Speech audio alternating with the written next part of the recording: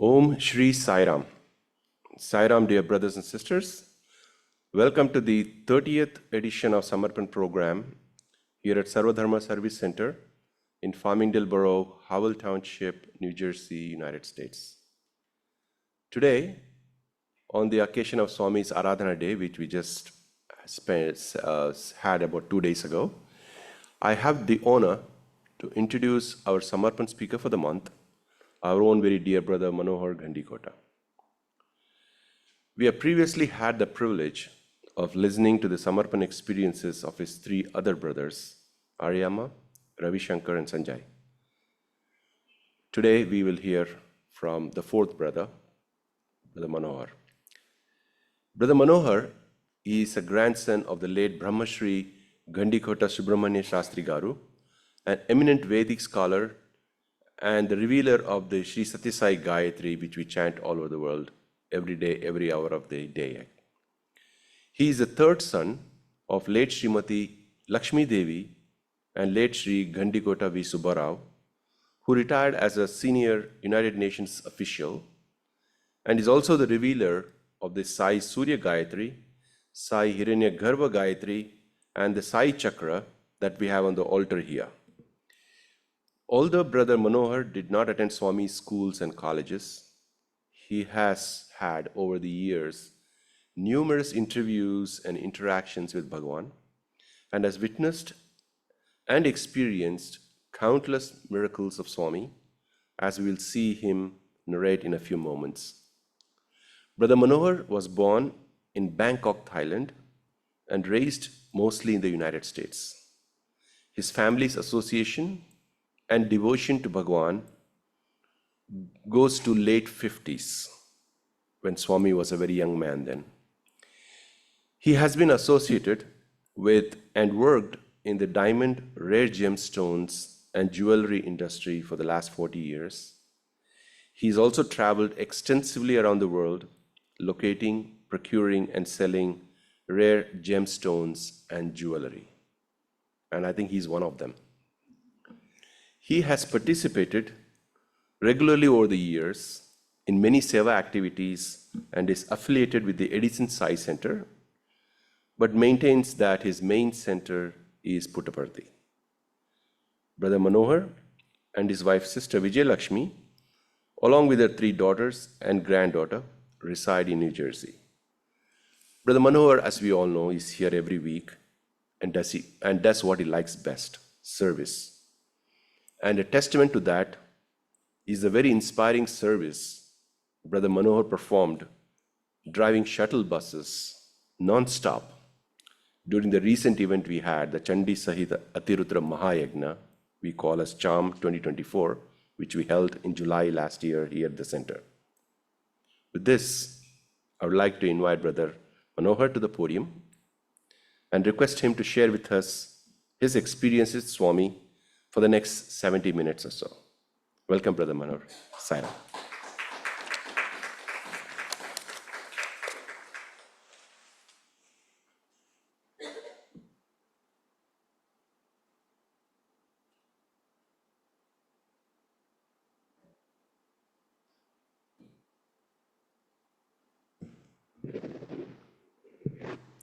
Sai Ram, everyone. I'll start off by offering my most humble pranams to the lotus feet of our most beloved Bhagavan, who means everything to all of us. So I have here 10 pages that I wrote of experiences because I was told always to be on track and don't deviate all over the place. But I'm going to deviate anyway, so I'll have to deal with the consequences later. So again, my most humble pranams to Bhagavan's lotus feet. How fortunate we are here today to be born at the same time as this avatar of Swami. here on earth. So respected elders, dear brothers and sisters, thank you for inviting me here today to share some of my experiences with Swami, with all of you. And I'm very humbled to have been given this opportunity today. At the outset, I want to emphasize one thing. We are all close to Swami. Everyone is special. No one is only special to Swami. But that we have to know. So when I'm relating these experiences, I was asked to talk about experiences because a lot of people have not even seen Swami, yet they are very devoted. And so I said, okay, let me talk just about experiences because I'm not going to stand here and lecture philosophy to anyone here. And I do it with the utmost humility. And now just look at this wonderful Sarvadharma Service Center. It is fantastic. I mean, just being here, whenever I walk into this hall, I feel like I'm in the bhajan hall of Puttaparthi. There's something divine about this place. And it's an affinity that you have to experience it, and all the people who worked so diligently and tirelessly to get this place going, and all the fantastic, the Atirudra that took place here. It is just a testament to the hard work and something special and divine about this place. And all of you have rich experiences with Swami, so there's nothing exclusive here. I'll just relate whatever comes to my mind. On that note, I just want to take a minute to pray for this world. All of us to pray, especially with all the horrible things going on. What happened recently in Kashmir, those poor innocent people slaughtered for no reason. And also on the other side, there was a very good man who left his body, who served the Lord, the Pope. He was a very decent, good human being who brought some reform to the church, And so on that note, and standing here, you mentioned about Sai Chakra right there. That chakra, my father had very diligently, put together. And we were sitting in an interview with Swami years back, maybe I think 2002, 2001 or two. And I happened to be there with my father and mother. And I had the book for some reason before leaving our flat in Puttaparthi, leaving the flat and coming for darshan. I brought the book, the Sai Chakra book that he had published. And just at the last minute, I grabbed it running out of the flat. And we went there. Suddenly, Swami called my father, and then he said for me to come in also. And then at that point, he said, "What are you holding?" And then my father was talking about Sai Chakra, Sayatri. And then I showed Swami the book, and he took it from me. Actually, I gave it to my father. My father gave it to Swami. I am just a conduit. I have nothing to do with producing that in any way.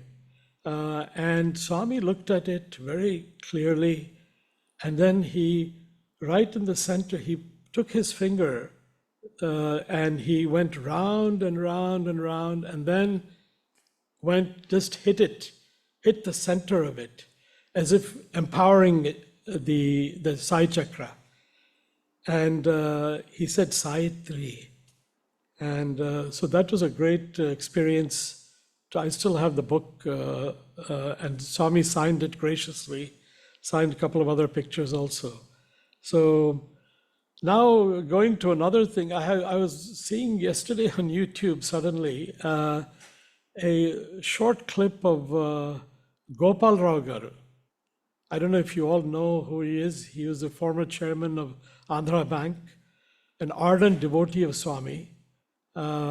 We've had many, many interactions with him over the years. He left his his body at the age of 100. Swami celebrated that birthday. But there it was, they were talking about at the age of 90. See, Swami does not spare anyone. Okay, he's always teaching lesson to doesn't matter who it is. So he asked Gopal Ragar, what seva, what service are you doing these days? And he's over 90 years old. Can you imagine? It's like, an old person who can barely walk. But evidently he was going around and serving things in one of the canteens at 90.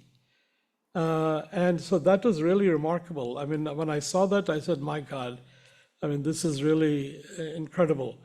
And the same way he taught me a lesson, and I'll get to that shortly, when he, at the age of 6, Swami was, very direct and blunt with me, that I don't get anything.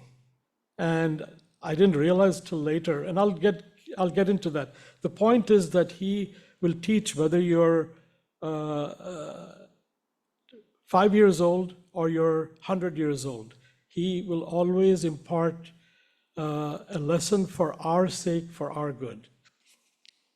Now that I deviated a little, and also just want to give a mention about Swami's Aradhana, and the Aradhana was fantastic. We fed more than 1,500 people at various places. Everyone got together and cooked food. It is not an easy undertaking, but everyone joined together. Only Swami can bring people like that together. And his entire mission has been two things: service and unity. So service is great. I mean, we have that opportunity because of Swami. And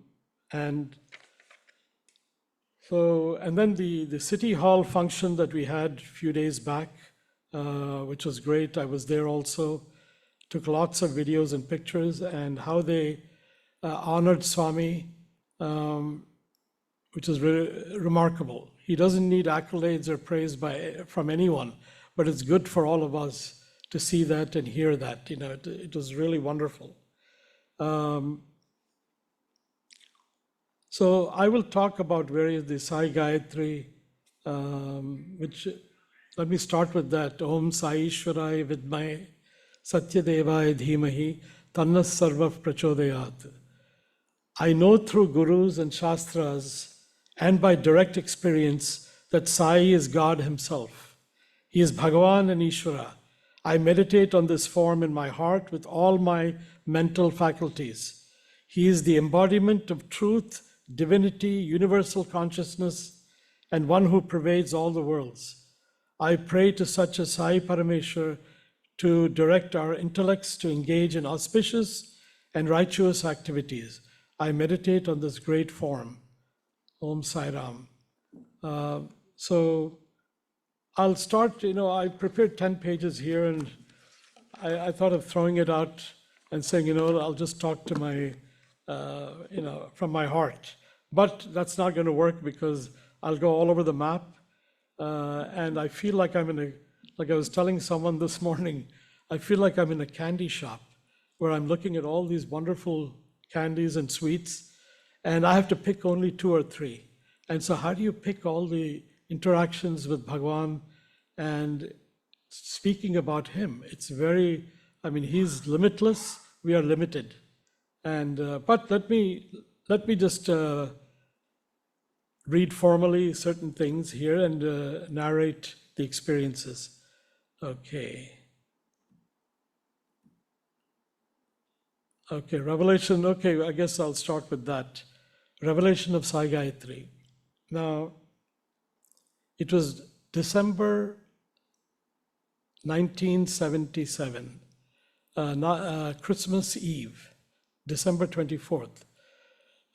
It was a beautiful, beautiful, cool, lovely evening with the moon shining in Whitefield in Brindavan, and we had all gathered there inside Swami's, let me go up there. This is the old three if you can see, I guess some people might not be able to see it, while this is being telecast. But anyway, it was the old mandir in Vrindavan, and the hall, there's the entrance, and this is the hall where Swami would sit on one end. And he had asked, we had come with our grandfather, Brahmashri Ghandikota Subramanian Shastri Varu, and he asked him to sit at one end of the hall. And he was sitting there, Swami. And we were all sitting there, all dignitaries, VIPs, everyone there. It was a wonderful evening, and a lot of business people, politicians, the who's who were there inside Trei Vrindavan. And Swami suddenly turned to my grandfather and said, Subramanian Shastri, lechi nunsun maatladu, which means stand up and speak. And he did not, I can attest to it, and so can my brothers, he did not prepare anything. We had just come from our native village, Tanuku, and Swami suddenly asks him to speak. Then he stood up and he said, Swami, what should I speak on? He said, Neek Tilsunu, you speak. That was how Swami implanted the seed of Sai Gayatri into this great Vedic scholar's mind. And there he started reciting, talking about a preamble about the Sai Gayatri and everything. And then it just was flowing out of his mouth. And once they concluded, everyone realized this was a very special moment.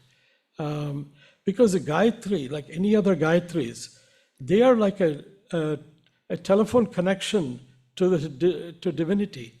You recite the Sai Gayatri. Swami later said in the hall that if you recite that, it comes straight to me. Your prayers will come straight to me. So recite Gayatri, which is like dialing 1-800-God, and you get right there to Swami. So now I will talk about, that was about the, I was going to do this later, but anyway, our family's journey and devotion to Swami began in the 50s. My grandfather, Sri Ghandikota Subramanian Shastri Garu, reluctantly met with Bhagwan in Rajmandri, a small town in Andhra Pradesh.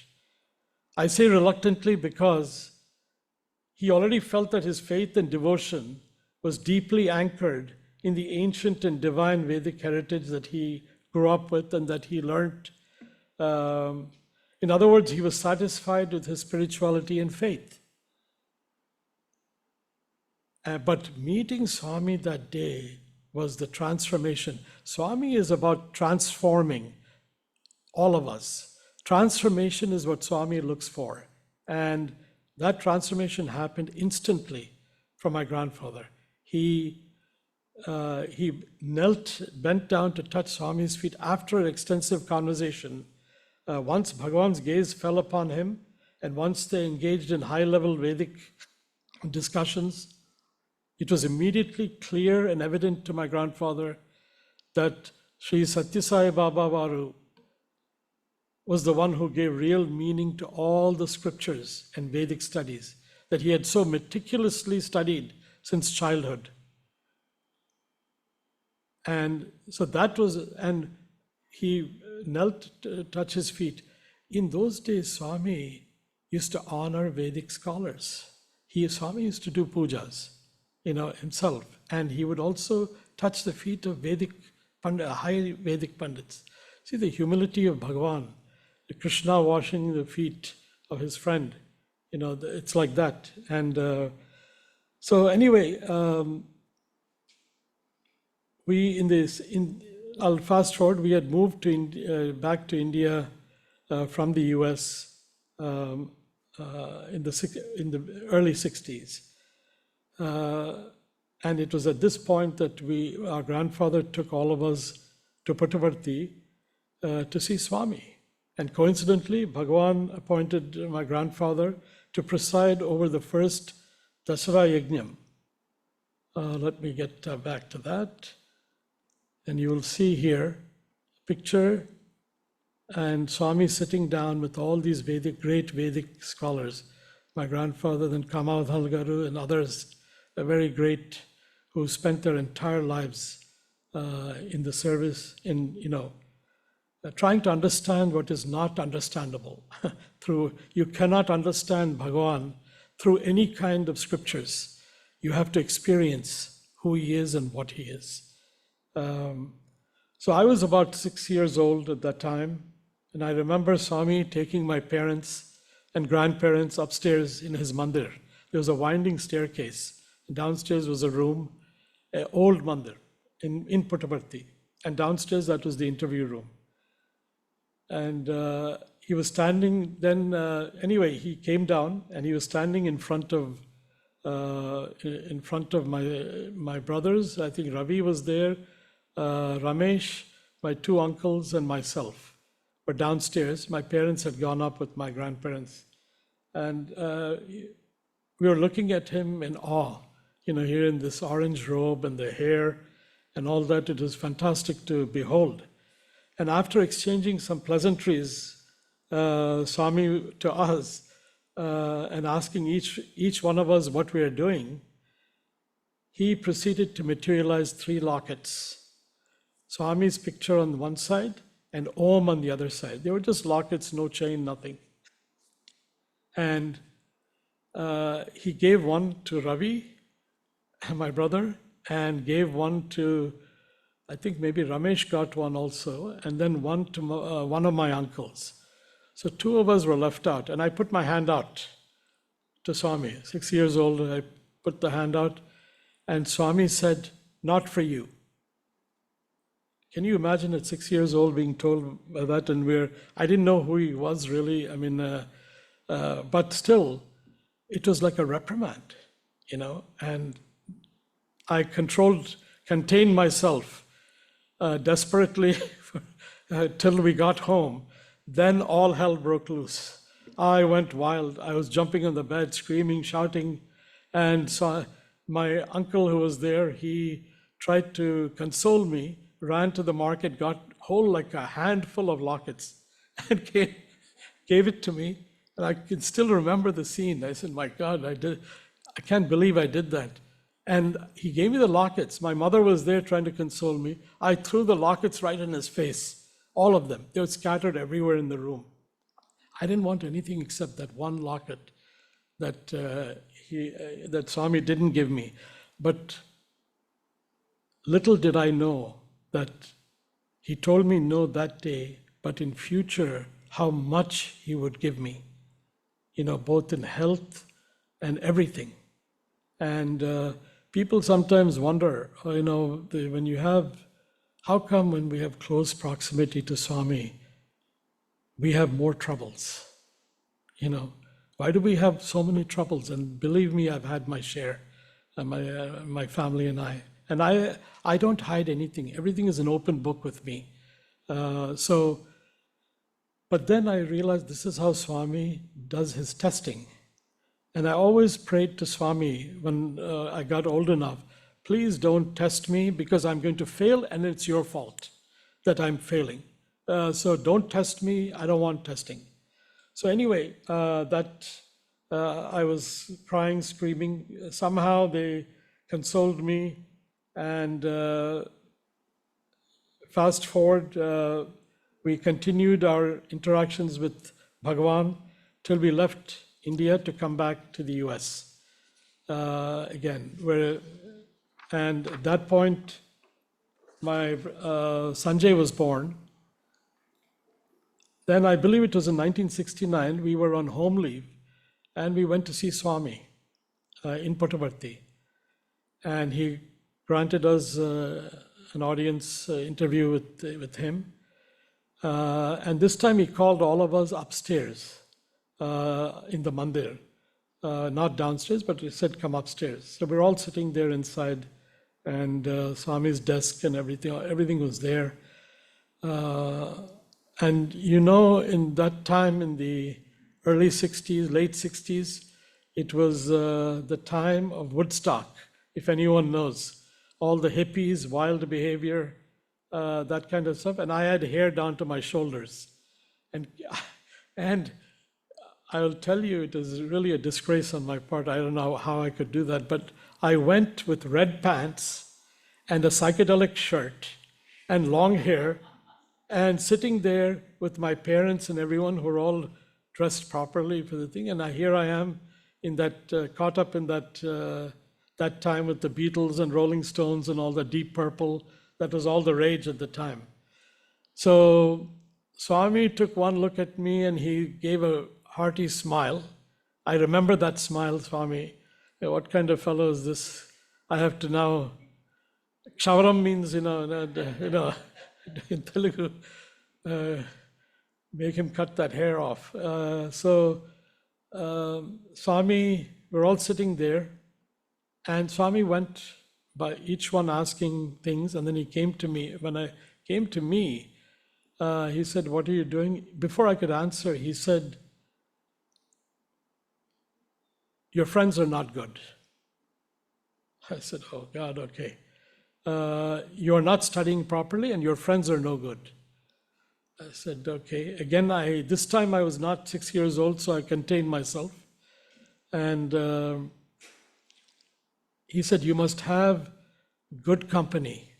He told me, "You must have good company," in front of everyone. And it was really embarrassing. I mean, but you know what? Today, I'm happy that he talked to me. Even if he gives a slap, we should be happy, because any interaction with Bhagwan is divine, whatever it may be. So anyway, he said, keep good company. Get rid of all that bad company. So when I came back, I kind of tapered down, because my parents always told us the minute you enter the house, Gadapa means the entryway of the house, of a room. The minute you enter inside, my mother told me many times, because I was the black sheep in the family. I was the one who would be a little wild, going to all the parties and this and that, party boy, So not my brothers. They were more very tame and decent in that way.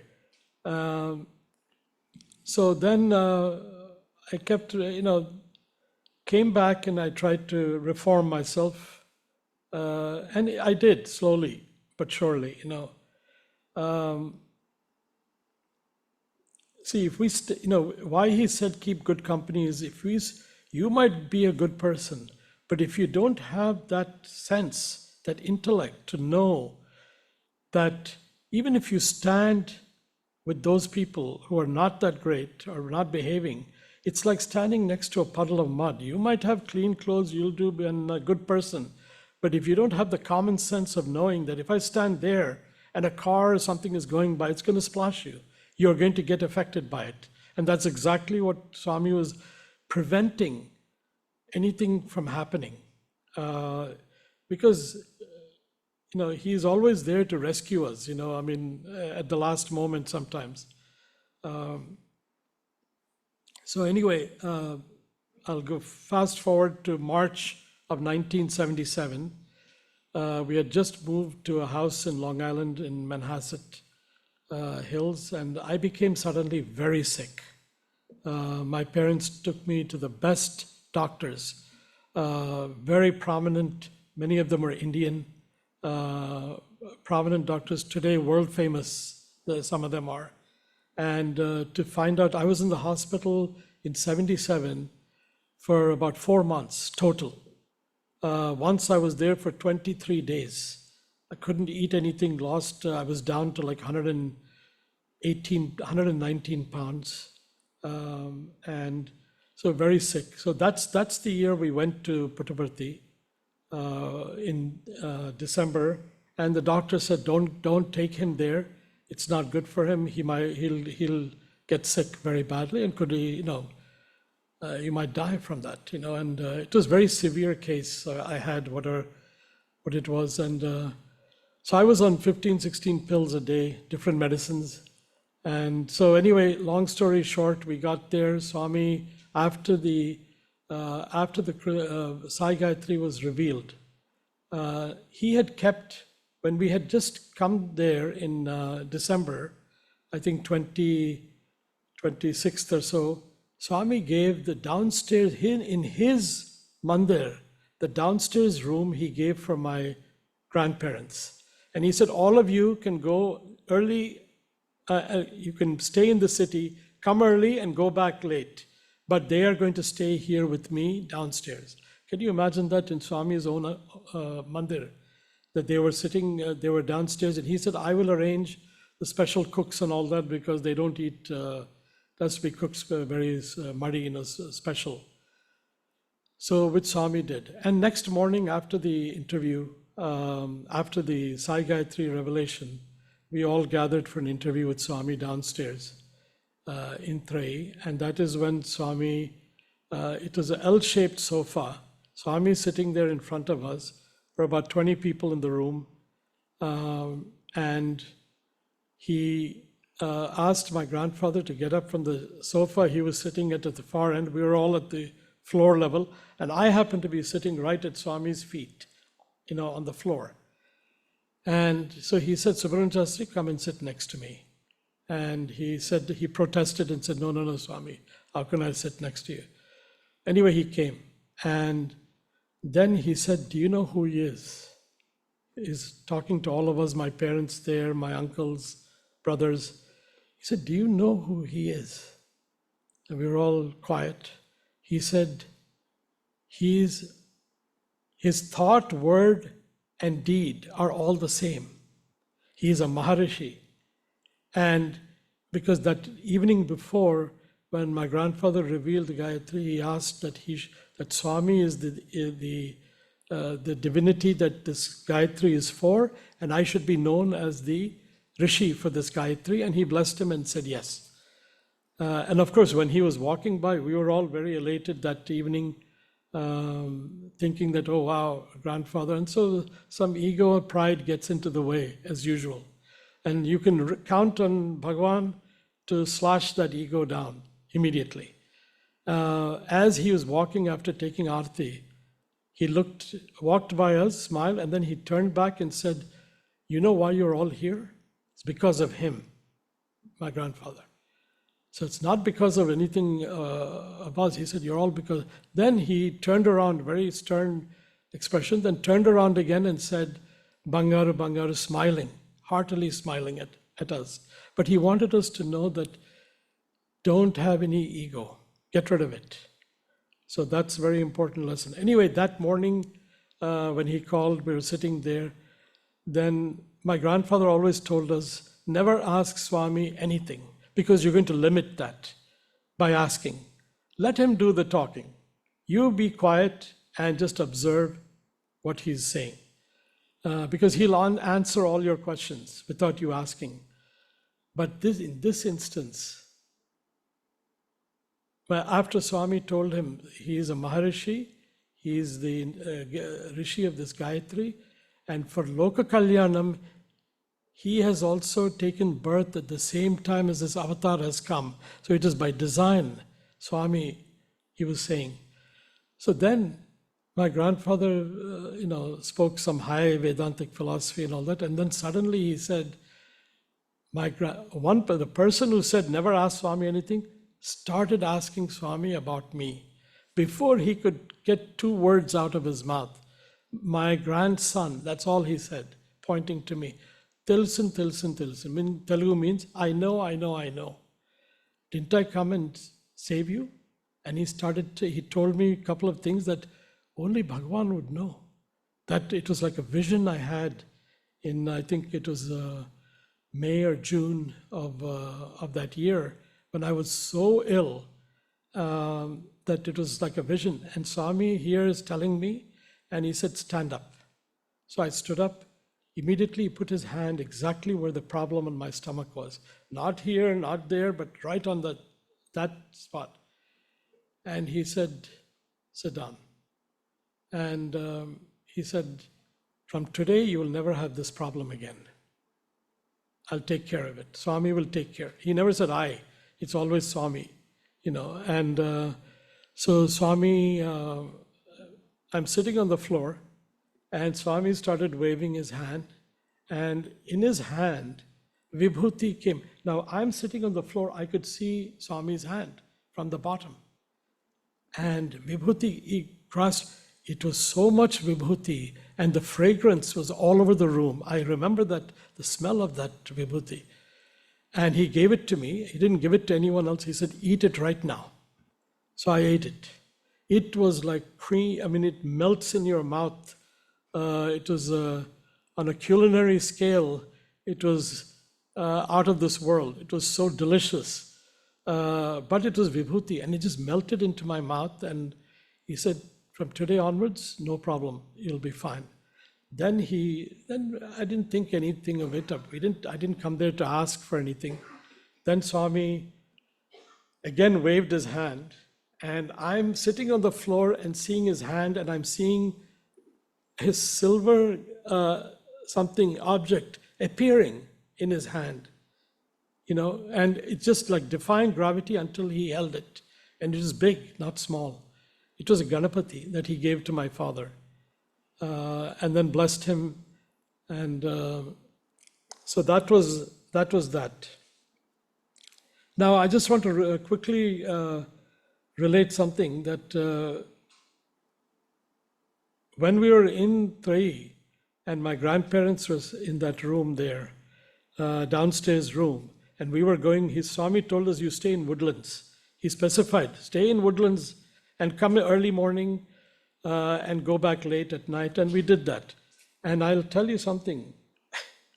We shamelessly, we ran amok downstairs. Swami sleeping upstairs, kids running wild, all downstairs. It was like a scene that you can't believe. It was Sevadal, but you're running it. People have no shame. Swami sleeping upstairs. Be quiet. We wouldn't listen to anyone. I mean, the kids were running, making noise. Swami enjoyed it always. He enjoyed that. And so I want to relate one more quick incident that Christmas morning after the, no, actually it was the morning before the Christmas celebration. So there were, in the room, there were a lot of dignitaries there. There was Channaradi, Chief Minister of Andhra Pradesh. There were some governors, there were some big prominent business people. And Swami took my grandfather's hand and was walking him around the room, introducing him to all these people. And I might have told you this. He said, look at these bandicoots. In Telugu there's a word for it, I won't say it, but they are eating up people's money. They don't have shame. And they were all hearing it, including Channareddy, heard that statement. And he's sitting there with his newspaper like this. I mean, he was very casual with Swami. I guess that's the relationship. And he said a couple of things to him, I won't say, but Swami just then said, people criticize Swami day and night. He's telling my grandfather, saying, why all these VIPs are sitting here inside in the room? And how come all the other people are outside? Common people are outside, and these VIPs sitting here. This is not fair. Swami is saying, this is how they criticize me all the time. They don't realize these people here are like silver marriage utensils that become tarnished over time. They have to be scrubbed and scrubbed clean. Outside people are the daily used tumblers, glasses, that you just have to rinse. They're clean. But these people are not like that. They have to be put under control, and they have to be scrubbed clean. Until then, they won't change their ways. Then Swami told one or two very prominent people, they were head of some big government organizations, go and distribute sweets. And so, as usual, they delegate it to someone else sitting there. Oh, go, some other people there, go, students. Swami said, no. You go, put the basket on your head and go into, and I saw the scene there. The guy with the basket on the head, someone put it on his head and he's running with it, when Swami told. So with Swami, and why people do that, he's not trying to shame anyone. he wants everyone to do service. Like he told Gopal Ragaru that, what are you doing at the age of 90? So anyway, that was a wonderful. So this picture here is showing the Veda Sabha that he asked my grandfather to preside over the first Prashanti Vidwan Mahasabha gathering of all these Vedic scholars. Now let me go to the next. Okay, we saw that. And so I'm trying to keep in, order here. So after the interview we had with Swami, and he gave me that vibhuti and all that, and having been in the hospital, my father had taken 3 suitcases full of baby food. That's all I could eat. But that evening, Christmas dinner was in the hostel. And Swami had arranged for hundreds of people to eat, all the students and staff and others, to have a nice, lavish Christmas dinner. So we were all lined up and sitting. I sat there also. My father said, don't eat anything. I sat next to him.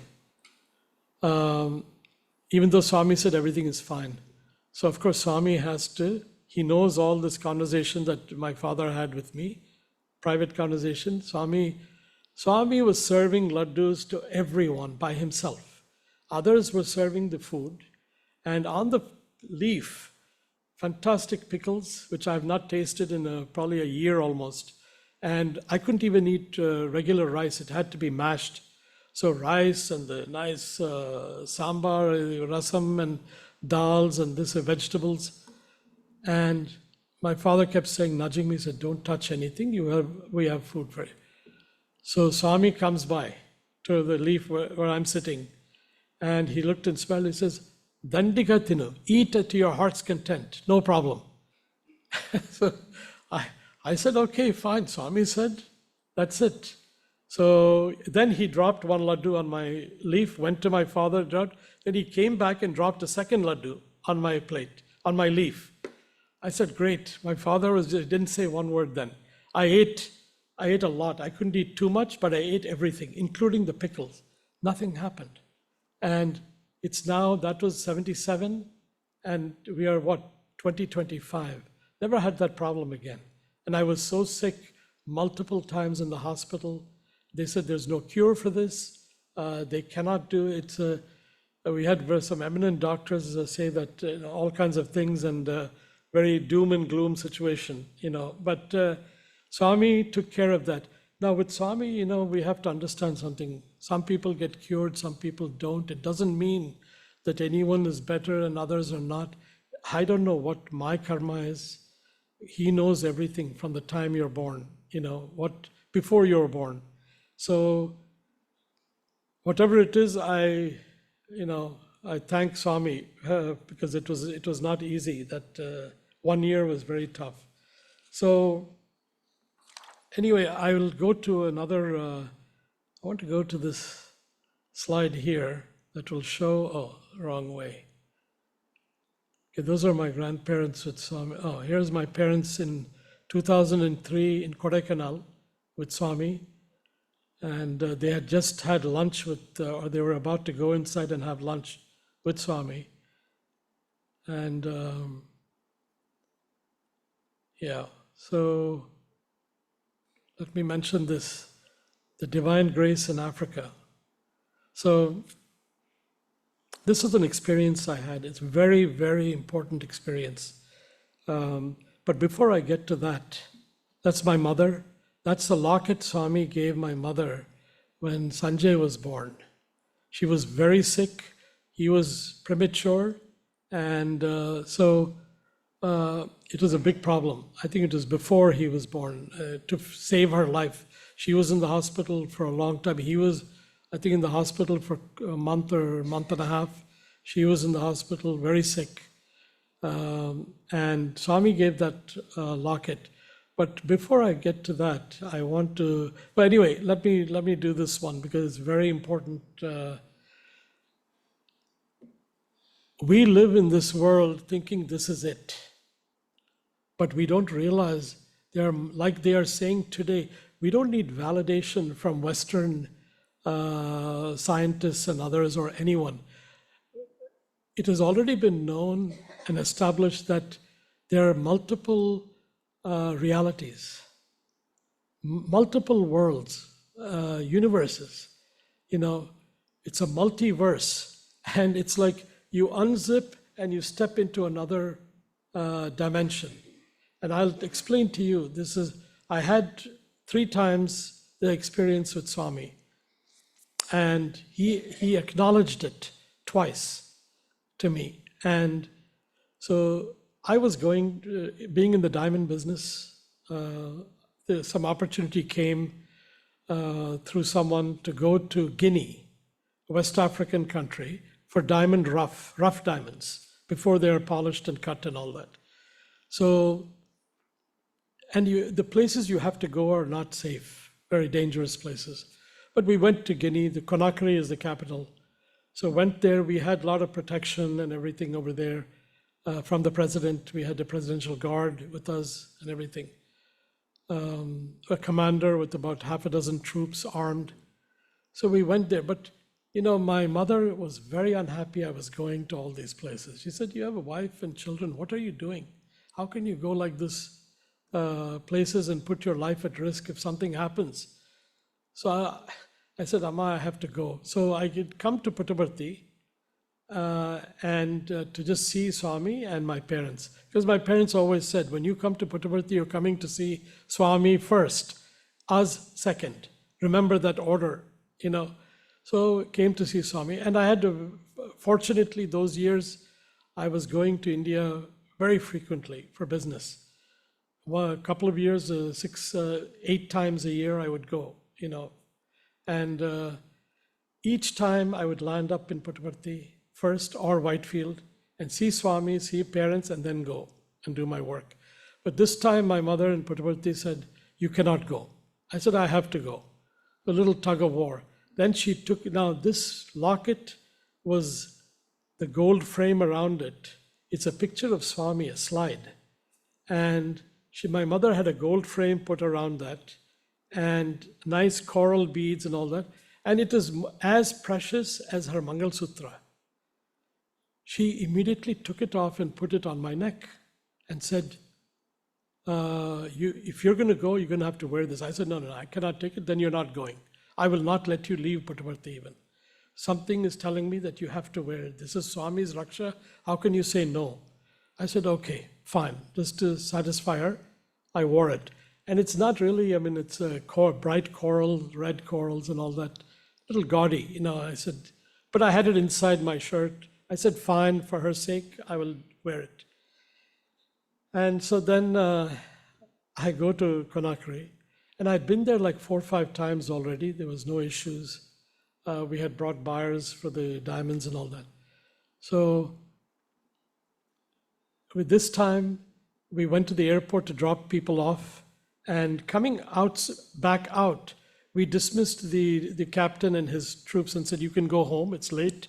We're going to go to the hotel anyway. I was with a lawyer from here, an African-American lawyer, and my childhood friend, and who's a Ismaili Muslim and from school, and the driver.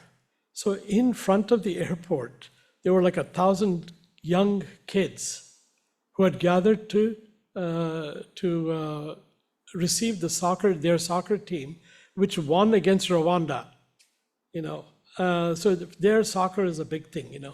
So we cross over, the guards are gone, and we thought, oh, no big deal, these are all young kids. Young kids, they're 15, 16, means they're 6 feet tall and built like anything, And foolishly, we got rid of the people. And so then we cross in there. Suddenly, they converged on us and started, they completely compressed the African-American lawyer and the driver were able to get through. The driver is local. They didn't bother with them, but they got hold of me and my friend, and I could see my friend being beaten. And they took his watch, they took his wallet and stuff. And my passport was in my pocket. I had a lot of money in my back pocket, tens of thousands. And they grabbed that money, grabbed my passport, and I was going down, being beaten, bloodied, beaten. We would have been dead, actually. I mean, it was a worst experience. Suddenly, one of the kids, they tore my shirt, they grabbed that pendant. The minute it broke from my neck, and I'm telling you, believe it or not, everything became slow motion. All these people were like frozen. I'm moving, and I'm seeing someone coming from running, very tall, dark complexion, wild hair, and with a chain, swinging it left, right, and clearing a pathway. And I'm seeing that. My friend is there. He knows something is happening. And so we go, I'm able to move suddenly. And we go to the car. The minute we got into the car, he got into the car back, I got into the front of the car. And when we shut the door, everything came back to normal, like normal speed. This, I'm telling you, I'm not one to, I consider myself a very rational person. I don't imagine things that are not there. If something didn't happen, I'm not going to imagine it. This happened. At least for me, it happened. And this man, where he came from, giant, with the like an afro, and swinging that fat chain, and as quickly as a person came and left, and the slow motion, that is a bizarre experience. I've had it. Later, I had it once again, a couple of times, once before and then after, but this time that I can move, like someone put a hold on time, a different dimension. Believe me, all these scriptures that we read talk about these dimensions. I didn't know that. I had no idea. I was young at the time, no idea about all this. So anyway, long story short, we get in and I'm weeping. I was crying and my friend said, "Are you hurt?" I said, No, it's fine. This is just blood. How am I going to explain to my mother that I lost her most prized possession? How can I tell her? Anyway, long story short, I had Indian passport at the time and there was no Indian embassy there. So we had to fly to Dakar, Senegal. I hope I'm not over my time now. Oh.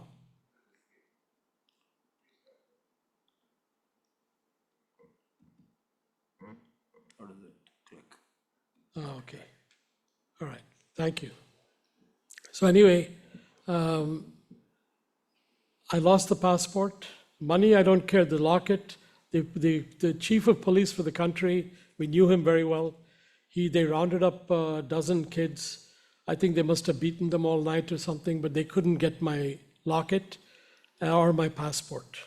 And he said, if we find it, we'll let you know. It showed up, I think, much later, something I heard, but I never confirmed.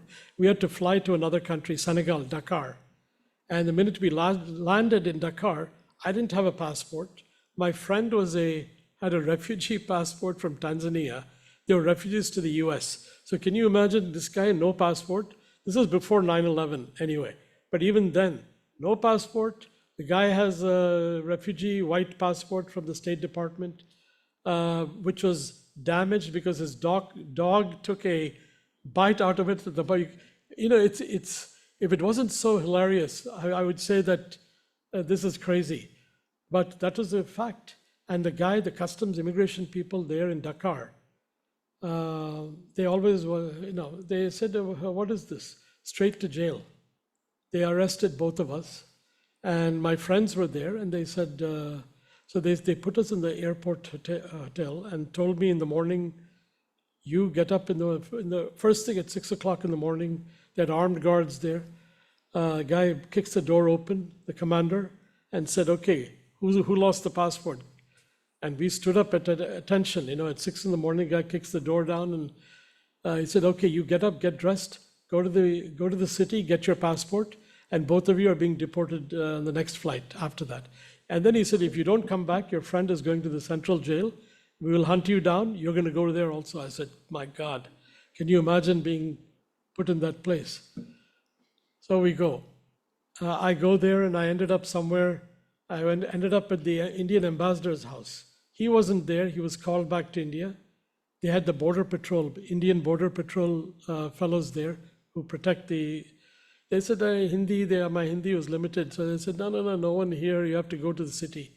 So somehow I walked for a mile in the neighborhood, beautiful neighborhood, I have to say, for the diplomatic personnel, and got a cab. Went to the Indian mission. It was a Friday, and the guy first thing tells me, "Listen, you're not getting anything today. You come back Monday." Usual thing. I said, "Sir, they're going to put us in jail. That's your problem. You go." I begged him. I said, my father knows so-and-so, so he didn't care. So I went outside, got some pictures taken. He told me, go get pictures. So I went, got pictures. I called my parents. They were in, I think, with Ramesh in Vienna visiting. And then I told my father, this is the guy, I lost the passport. I didn't tell him what happened, because they would be, they'd go crazy. And I didn't tell about this losing the pendant. I said, let me break the news when I get to Puttaparthi or something. So anyway, long story short, my father ended up calling the Prime Minister. He knew P.V. Narasimha Garu and called directly there, and he spoke directly with the PM, and he said, what nonsense, they should issue you the passport. This is not the way. So I went back after an hour, and the guy's face was red, and he was in tears almost. That single guy was there in the mission, nobody else. He was furious, but scared. And he said, do you know what you have done to me? You have destroyed my career, my this, that. I said, sir, I begged you. I was almost ready to fall at your feet, and you would not give me the passport, and we are going to be put in jail. He gave me in 5 minutes the whole passport. Made, done, stamped, done. But of course, he took revenge. He didn't register my passport. So when I landed in India after 2 weeks, I went home to New York, then went to India. I was immediate detention in Bombay airport, because they said, this is false passport. You have a New York passport, Indian thing. This is a different passport. What is this? Goes with all the smugglers and all that, I was put. And I got furious. I said, that guy got me, and I didn't know what to do. I said, Swami, help. And so anyway, I was shouting with one of the officers there, arguing very loudly. And then the commissioner of the Customs and Immigration happened to be there with about a dozen people with him walking. He came over and said, hey, tapped me and said, what's going on? Why are you yelling at my people? I said, sir, I'm not yelling. And first of all, who are you? I asked him. He said, don't worry who I am. I'm the commissioner. What is your problem? He said. Then I narrated the thing. He said, sit down. Then he came and sat next to me, and he said, why do you have Indian passport? If you lived all this time in the US, now why do you still have Indian passport? I was furious. I said, do you see my skin? I'm Indian, of Indian origin. My parents are Indian. Yes, I was born in Bangkok, whatever, and all that. And I said, how dare you? I exact words to that man. I didn't care. I was very aggressive in my younger days. So I said, how dare you ask me that question? And he liked that. And so he said, take it easy, sit down. He told this guy, bring do chai, bring 2 chai. And I don't really drink that tea. So funny thing, so he said, okay, sit down, wait. And I explained to him, my father worked in the UN, that's why we're there. And, we ended up, in the US all this time. He said, you know what? And I told him who he knew, the Prime Minister, the President, all these people that he knew over the years from the 50s. So he smiled and he said, "Don't worry. In 20 minutes, my passport from the other end of the airport, he sent someone, because he had a bunch of people there. And he had it, he said, here's your passport, it's registered, you have no problem. He gave me his card. And I told him about Puttaparthi and Swami. He said, oh, he's a Maharashtrian guy. And he says, yes, I know very well about Swami and all that. And I said, I'm going there. He says, have a safe journey there. And so gave me his card and said, if you ever have trouble in Bombay, or just show my card. I said, thank you.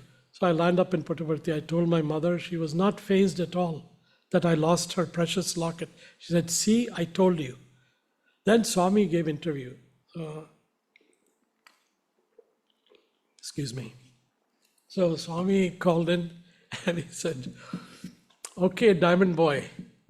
And I said, Swami, no. You are the diamond, Swami. You are really the diamond. Ah, see, good answer. Good answer. And then he looked at my face. I don't know if my brothers, but I know my parents were there, and I don't know who else was there. I don't remember that part. But Swami said, Swami, a lot of problems. I know. Before I could complete, I know. I came there to save you. Didn't you see me coming running to you? Can you imagine that? And he was telling some other things. And I knew then in Africa it was Swami, that dimension, that different dimension and everything. So he looked at me in my eyes, and my business was flying high in those days. It was great. And he looked at my eyes, into my eyes, and said, he said to my parents, he says, Papa andhani namutadu. This poor boy, he believes everyone. A naive fellow. And then he looked in my eyes and said, love everyone, don't trust everyone. So he didn't say don't trust anyone, he said don't trust everyone. So you have to use discretion, who you put your faith in, whatever in. Everyone is good. Swami loves everyone. He said in one of the video clips I saw, I have no enemies. I love everyone equally. They can be whatever, the most worst people and the best, they're all same for me, because I know he knows what this whole Maya is, what it's all about. And we don't know it. At least I don't know it. I shouldn't assume for others. So anyway, he said, everything will be fine. And fast forward, let me see.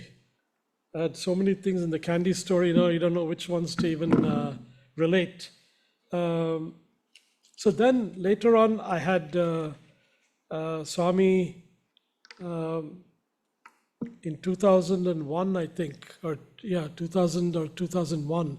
I got really sick. My arms were numb, my legs were numb, and Swami. Then I went for some tests, and I called my mother one morning and said, "This is the situation." She says, "What's wrong with you? Why don't you tell me first, and just take the flight tonight and come to see Swami." That was her power of her faith. She said, forget about all those testing and everything else. Just come to see Swami. Luckily, those days I had these tickets that I had tickets that I used to buy in India, which were great. I could change them. There were no penalties, nothing. And so that night I threw everything, and my habit was to throw everything into a suitcase and get the rest ironed in India and cleaned up and all that. I just threw my stuff, ran to the airport, went to Whitefield, to Vrindavan, and I reached there, and Swami saw us there, and then I believe I was standing next to Sachin Tendulkar also. He happened to be visiting there that time. And actually Modi was, must have been right after the Godhra riots. So Prime Minister Modi was the Chief Minister. He was there to see Swami. And anyway, before that, Swami said, he acknowledged me, he didn't say anything, nothing, and my parents were there. Then Swami told me, Swami walking down, he looked at me and says, come here. And he said, tell your mother and father you come here at 2 o'clock. We didn't write anything. We didn't tell anything to Swami about this problem that I had. And he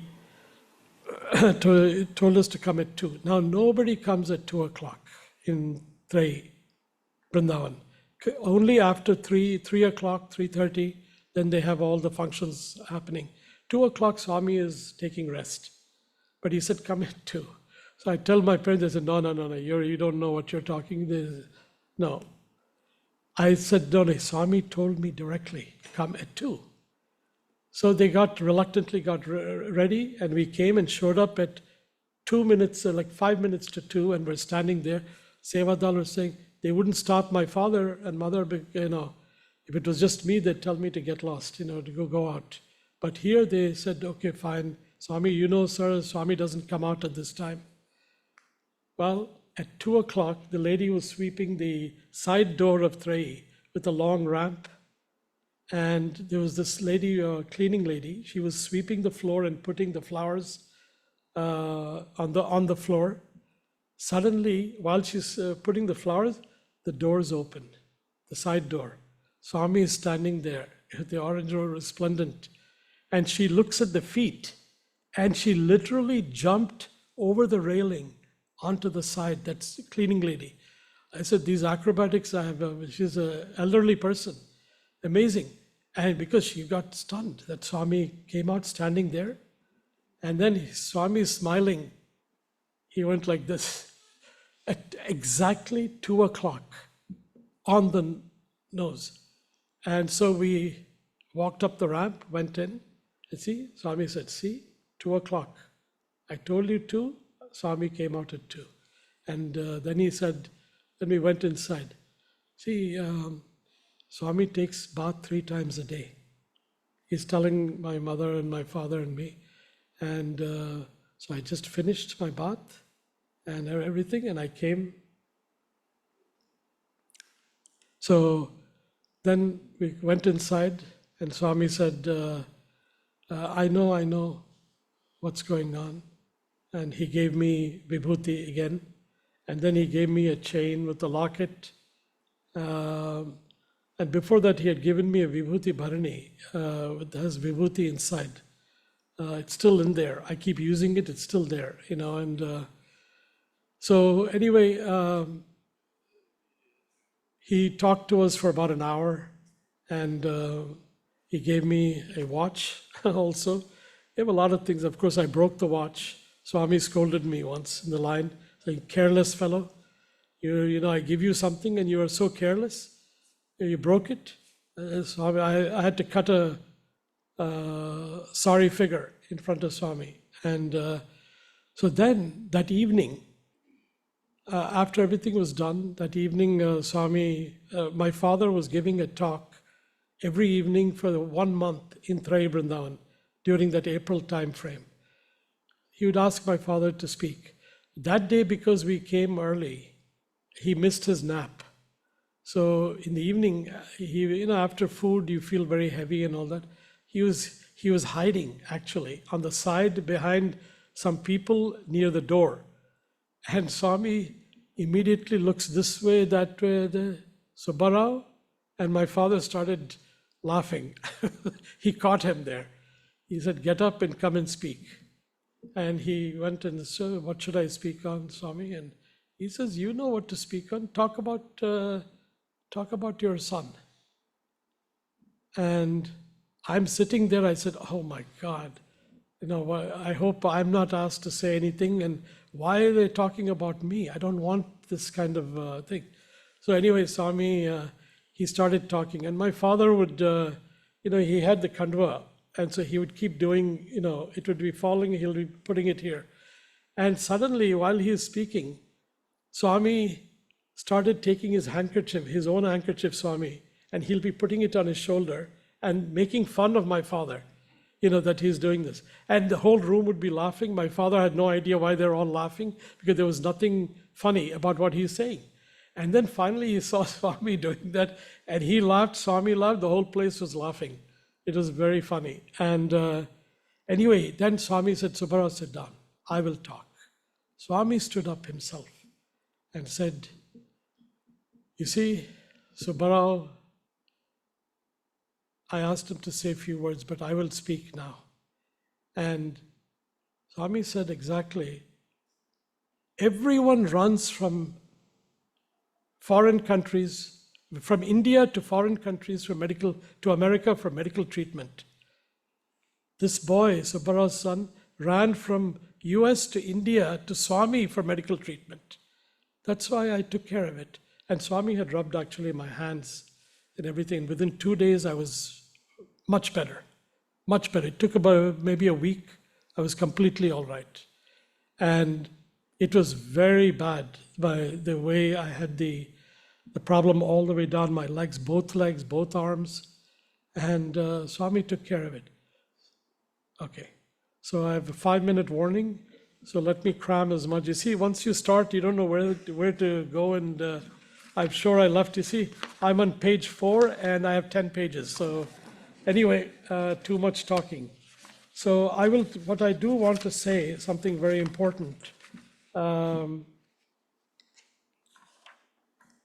I can find those papers, yes. Sorry about my disorganized behavior. I'm not like Mani Shekhar Garu, who's a fantastic speaker, and he makes everyone laugh. He's great. I mean, what a knowledgeable human being. So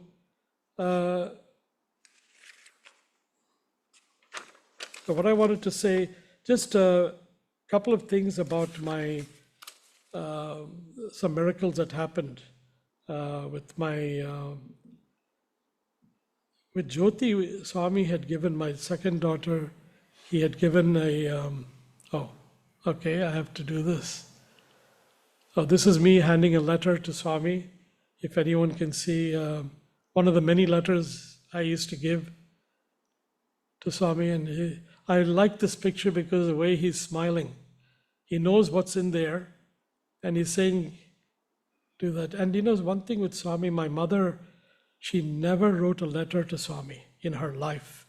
My father would write on index cards and give it, Swami will read it right there, and that's it. My mother never wrote a letter in her life. She will just think if there's a problem. Next darshan, Swami will come, even to Samachar, tell, what is it? Otherwise, normal days, nothing. He'll be walking by, never say anything. The day she thinks, this went on for, 40 years with her, or 50 years. Never she had to write a letter to Swami.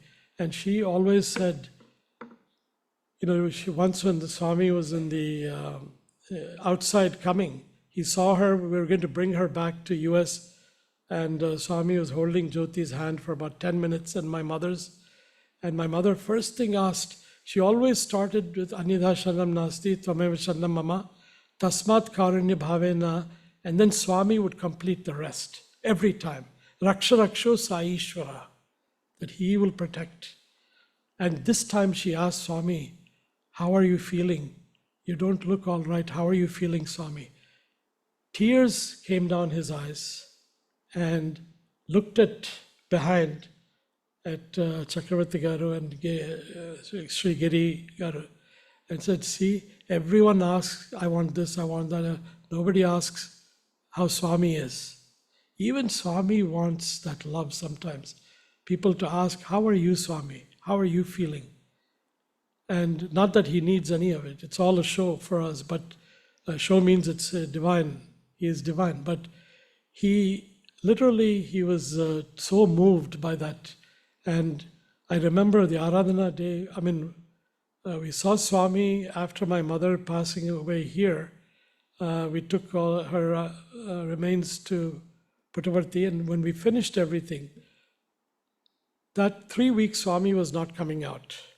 So when the day we finished everything, that day after 3 weeks, Swami came out in the car into the veranda, saw us, got down from the car. They wheeled him, and I happened to be kneeling in front of Swami at his feet. And I was holding Swami's hand. It was very cool and soft, and usually his hand is warm. It was cool. And he was looking. And then we started talking, my brothers, Ariyama, Ramesh, Ravi Shankar, Sanjay, we're all surrounding Swami. And I put my head on Swami's lap, out of grief, because he literally, tears in his eyes flowing when we were talking about my mother, And exactly 1 year later, I put my head on his samadhi. So after that, I didn't go for like four years to Puttaparthi. I just couldn't get myself to go there. So like this, there are many things. But in Jyoti's case, he gave her, my daughter, gave a locket, a chain. And he opened my pocket like this, created it. My mother and I were there. And he opened it and he created and put it in there. Usually he doesn't send. For Sridevi also, he gave my father a locket when she was very sick at birth, and to put it for her. And she was fine. A kid who would never walk or talk, severe cerebral palsy. The doctors said that she would never be able to walk or talk. She is walking. She today works for the state of New Jersey Child Protection Division, helping people who need help. And so anyway, that chain for Jyoti, when she wore it one day about 7 years back or 6 years back, she was doing something with trying to plug in her Apple something jack into the extension cord, and there was a big sound, and the chain. So it was a shock actually. The chain broke and fell down. Can you believe that? And I looked at it. Later she showed me, Nana, look at what happened. And I'm looking at the thing. It is black, seared where it broke. That Raksha Swami gave absorbed the shock that she would have gotten. And I said, oh my God. And everything was black. The extension cord, the Apple charger was black, and the chain was black. But she was unscathed. Nothing happened to her. So like that for Mangala on her birthday, Swami gave her, nobody told her it's her birthday. He said, here, birthday. For her name, actually, Swami said, he asked me. And I was afraid that I'm not going to know which day she was born. I was asking Vijaya, my wife, what day was she born and all the details, because I know Swami will ask every question. So when he called inside, and she didn't have a name for like 6 months or something. She just Sai. Then Swami said, I said, Swami, can you put a name? Oh, Swami, can you put a name? He would make a joke, imitate me, and laugh. Then he looked up like this for maybe 10 seconds in his Divya Drishti. He knows past, present, future. He said, what day was she born? I said, I don't know. Do you know the date? Or day means, was it a Monday, Tuesday, Wednesday? I said, I don't know, Swami, I forgot. Useless, he said. And then he said, do you know what the date? I didn't know. Even again, I got it. And then finally, Swami goes, he looked up like that. He said, Tuesday. She was born on a Tuesday. He's telling me. And then he said, Mangala. And then he said, Sai Mangala, you call her Sai Mangala. So then he said, are you going to remember this name even? So I said, Swami, I fell at his feet. As usual, we have to cut that sorry figure and say, it's our fault. Oh, here. Okay, this is some more letters I was giving Swami. This is a picture of the family with Swami there. He is the center of our universe, and we're all around, like planets around the sun. So anyway, there's so much more I wanted to share, but while you're having fun, but one thing I just want to end with one thing, Swami's whole avatar and mission is unity. Service, selfless service is fine, we're all doing, we try to do our best. Each one of you have had fabulous experiences. The other thing is unity. His main thing was unity, even if there's diversity. I don't know what's happened with some, nobody, I'm not going to say anything else. We must all be united for the sake of if we are to call ourselves devotees of Bhagavan, we have to be united always. Where there is a picture of Swami or a bhajan being sung of Swami, that is where we should all go and be happy and realize what he's, one time Swami talking and talking, he got fed up and he said, I'm not going to speak anymore. I was there during that time. Swami can never be angry, but he got fed up. We have worn him down also. He said, I keep talking for years and years. Nobody listens. Nobody pays attention to what I'm trying to say. And so we just have to do our best and serve. The only way to Swami is, I guess, through service. And so let's all be united, happy, and do service to Bhagavan. Thank you for giving this opportunity. I had a lot more things to share, but maybe some other time in the future. Sai Ram, Om Sai Ram.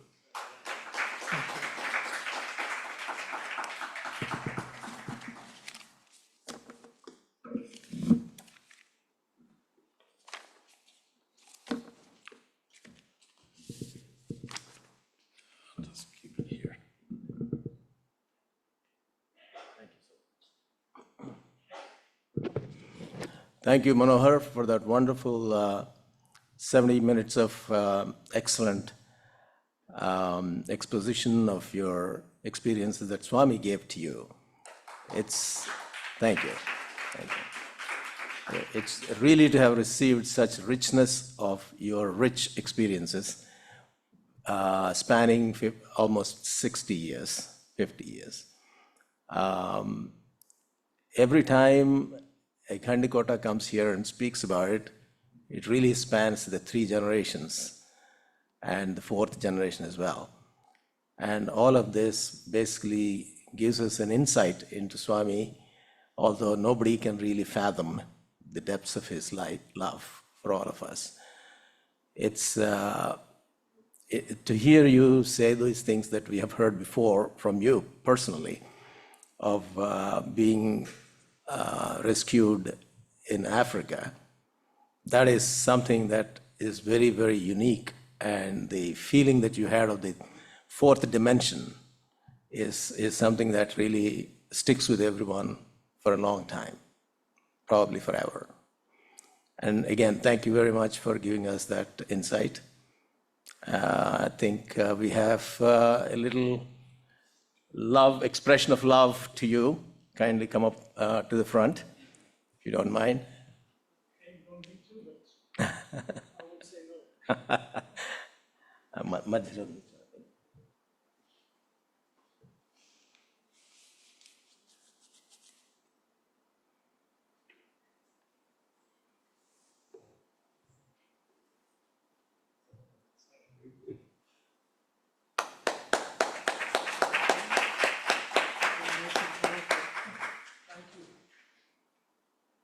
Thank you again. Thank you. Thank you.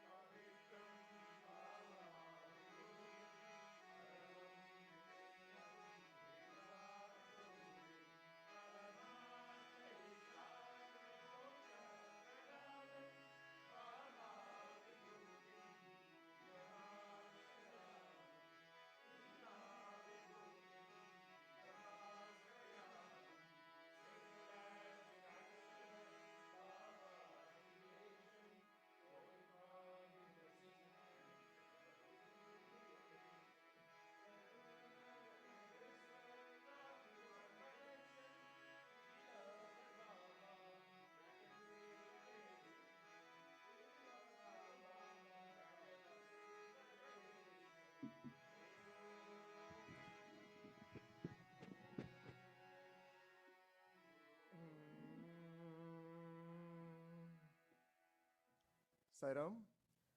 All right, as we wrap up today's program, we'll have a prasadam downstairs. And from an announcement standpoint, we'll be entering the month of May next week, and it's going to be pretty hectic for all of us. We will resume our ECRA function. That would be on the first Saturday. Okay. Thank you. Thank you. So that would happen next Saturday. I know there's a slight change in schedule. It was earlier on the 3rd. Now we'll have it on the first Saturday of every month. So that's on the plan. Following this, we have Ishwarama Day coming. And next Saturday, we will have some special bhajans as part of celebrating that event. And the following Saturday, we'll be having our planned car seva. We have the flyers prepared. Flyers has been circulated for all adults and young adults to participate in our spring activity. It will be a full action-packed, fun-filled event, a lot of activities to be done. And towards the end, we have the annual Mid-Atlantic annual retreat, which is already planned, and the registration process has already begun. So, and as planned, we will be having the breakfast Sunday, which we'll be preparing, and that's our activity there. So those are the announcements for the month of May. More also. Please. So, I mean, it's still not the end of May after that, because May 31st, we also have another Samarpan program. And this will be by Dr. Upadhyay, who is a very well-known physician, eye surgeon from India. He has enormous experience. His experience, you really have to listen to him. He's been continuing to save millions, actually, not in thousands, millions of people with eyesights. But he's from UK, right? But he does all over the world. So you will be hearing from him after he talks at the retreat. So I will request all of you to attend for that one too. So do not miss that. Okay, that's on May 31st. So we are packed until the entire May month. Okay, right. Sairam. Perfect. Sairam, thank you. Let's go ahead for lunch. Give us 5 minutes. We're just getting the food ready. And before that, a ritual, a group photograph, please. One or two. Thank you, Sairam.